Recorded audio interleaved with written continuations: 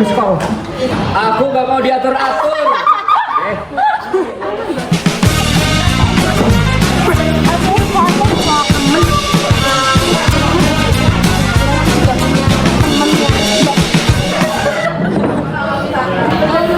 Hello vlog. Welcome back to our podcast. I will be accompanied by Dandy, and this is our narasumber, Lauren Dominic. Gimana nih Lauren kabarnya akhir-akhir ini? Kebetulan kan habis liburan ya. Sebelumnya mungkin teman-teman udah tahu ya siapa Lauren di sini. Kalau apa yang aku tahu ya Dandy? Apa yang kamu tahu nih? Seorang kritikus novel. Kritikus novel. Jadi hobinya dia tuh emang baca novel ya. Itu memang hobinya dia. Hobinya dia. Jadi kalau sekolah yang harusnya belajar nih, kadang dia selipin baca-baca novel gitu. Sambil mengkritik. Bener. Aku mau tahu nih, menurut Lauren sendiri, Lauren itu apa sih? Jadi benar teman-teman, aku suka membaca novel. Jadi nggak salah ya? Nggak salah. Nggak salah. Anda tolong kalau mau undang saya, nge-search tentang saya dulu ya. Iya, suka mengkritik-kritik dan memang beberapa teman saya sering saya ajak untuk ngobrol tentang novelnya. Salah satunya Fanya dan Dandy.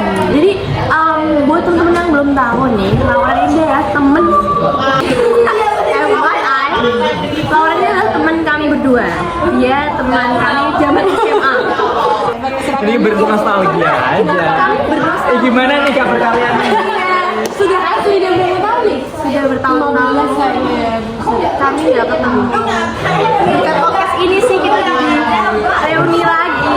Bersyukur banget, bersyukur. Tapi hari ini topiknya bukan kita berdua ya. Ini adalah tentang kehidupan Lauren yang bisa harapannya bisa menjadi inspirasi untuk teman-teman. Ini bukan semoga ya teman-teman, karena memang menginspirasi. Emang akan menginspirasi betul. Kan kita udah lama ketemu di sini. Lama banget. Nah, kira-kira apa yang bikin kamu penasaran? Kalau untuk sekarang sih mungkin belum ada ya, tapi kan selama ini setelah SMA kita berpisah lama.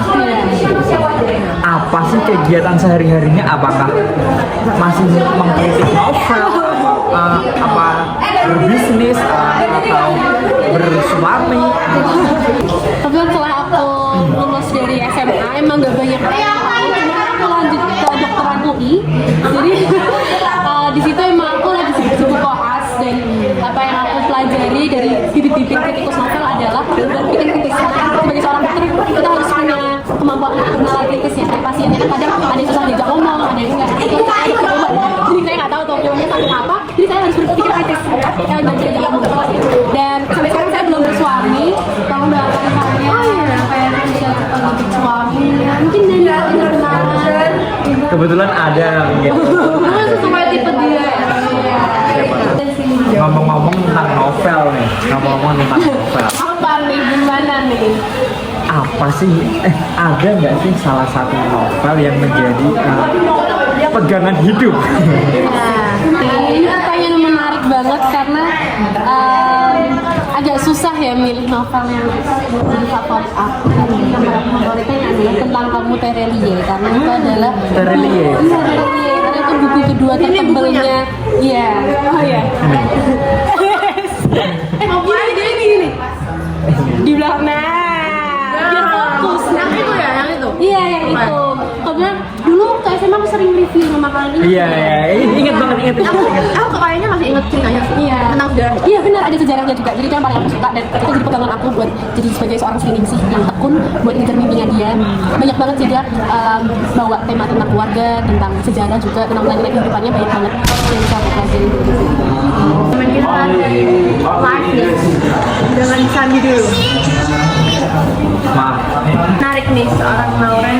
Yang Ini Lauren. Aku lihat generasi yang sekarang ini, anak-anak yang mulai beralih ke segala hal yang bukan gadget dan ilmu kebiasaan seperti membaca ini baik, dan itu dampaknya juga baik untuk kedepannya. Kebiasaan itu bisa dibiasakan di generasi buku. Stop loh. Soalnya udah numbuhin kuku dari zaman SMA. Udah tua mungkin PAUD, ya. PAUD. Dari PAUD. dari PAUD. PAUD apa yang ada di masjid Pak Ustadz?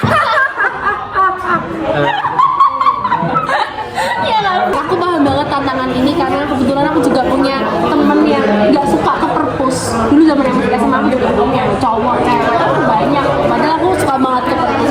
Dan kayaknya suka ke perpus cuma Aku suka. sih, jadi paham banget sih dari POV ku karena dia suka ke perpus. Dan menurutku gimana cara kita ngadepinnya adalah kita harus membagikan awareness pentingnya baca buku. Dari mulai kita dulu aja karena aku yakin dari itu dari kita. Jangan expect orang lain juga. Dan dengan angka literasi anak muda di Indonesia yang sangat rendah, itu jadi consideration banget buat kita semua untuk fokus ke hal itu. Apalagi buat aku aktivis literasi Indonesia 2025, menurutku kita penting banget sih buat kasih awareness. Apalagi anak muda itu kan pasti makin jadi itu makin platform media sosial. Nah itu kita bisa ngasih awareness lewat media sosial. Buat aku yang udah tembak biru, menurut aku ini penting banget. Aku udah bisa. Sama-sama. Aku juga. Istri aku miss call.